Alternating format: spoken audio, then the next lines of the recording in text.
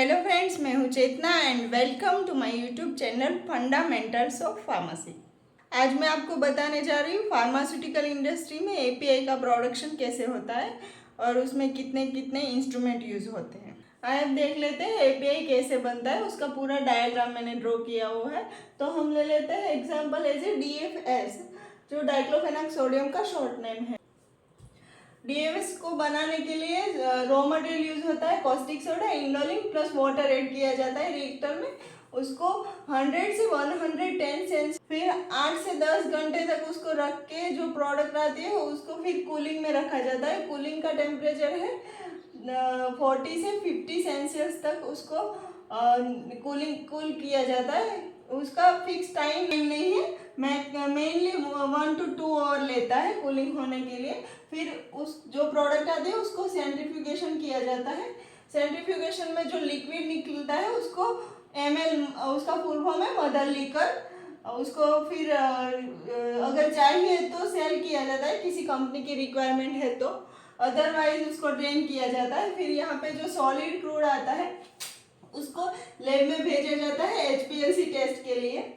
फिर अगर पास आता है तो आगे की प्रोसेस में लेता है, अगर फेल आता है तो रिप्रोसेस किया जाता है। फिर जो ये सॉलिड प्रोडक्ट आया उसको फिर रिएक्टर में चारकोल और वाटर के साथ 90 सेल्सियस टेम्परेचर के साथ रखा जाता है 2 से 3 घंटे तक।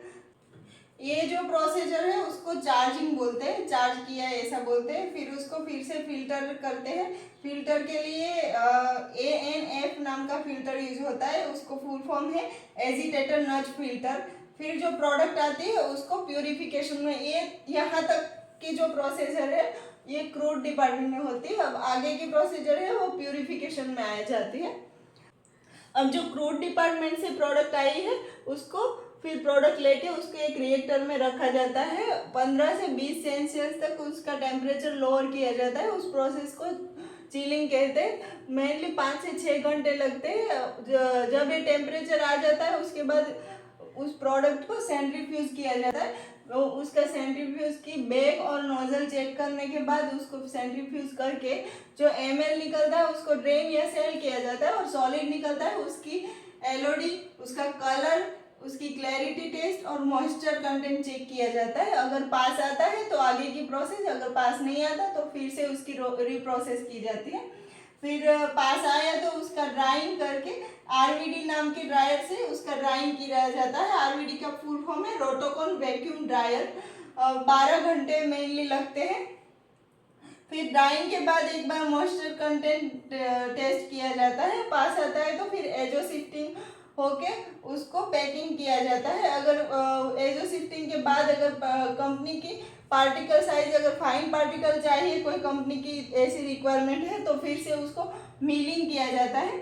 बाद में पैकिंग में लिया जाता है। पैकिंग करके उसका लेबलिंग किया जाता है। फिर QA वाले उसको चेक करके अप्रूवल देते हैं। अप्रूवल के बाद जो ड्रम में या कोई भी उसका पैकिंग मटेरियल है जिसमें पैक करना है उसको लॉक किया जाता है और फिर बैच डिस्पैच होती है। तो ये था डाइक्लोफेनाक सोडियम का प्रोसीजर। अगर कोई अदर केमिकल हमें बनाना है तो उसकी प्रोसीजर के हिसाब से थोड़ा बहुत चेंजेस होता है, जैसे कि टेम्परेचर है, फिर रिएक्टर में उसका टाइमिंग, वो सब चेंज होता है। तो ये थी पूरी प्रोसीजर एपीआई कैसे बनते हैं उसकी। अगर आपको कुछ क्वेश्चन हो तो आप मुझे कमेंट में ज़रूर बता सकते हैं, और मिलते हैं नेक्स्ट वीडियो में। तब तक के लिए जय हिंद।